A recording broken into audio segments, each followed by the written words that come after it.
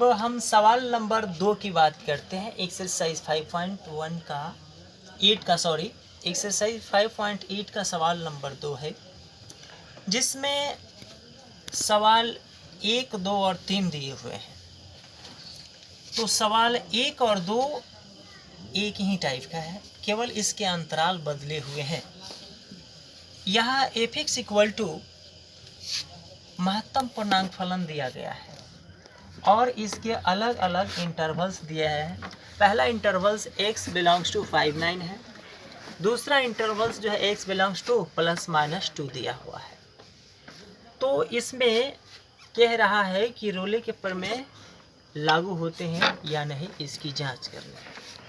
तो देखिए विद्यार्थियों, यहाँ सबसे पहले हम जान ले कि जो महत्तम पूर्णांक फलन होते हैं वो पूर्णांक के बिंदुओं पर अवकलनीय नहीं होते।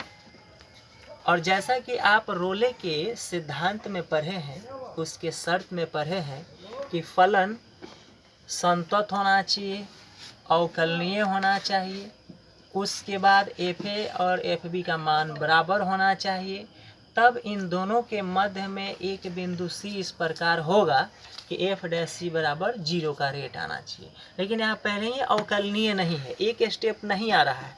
तो बात स्पष्ट हो गया कि दिए गए दोनों अंतराल में ये महत्तम पूर्णांक जो फलन है, इस पर रोले का सिद्धांत लागू नहीं होगा।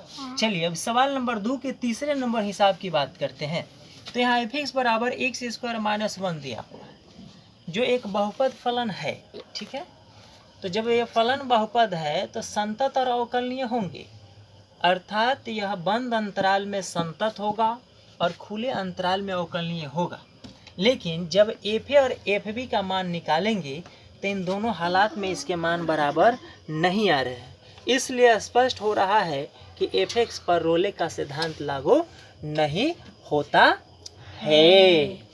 तो इस तरीके से सवाल नंबर 2 का सलूशन प्राप्त हो गया।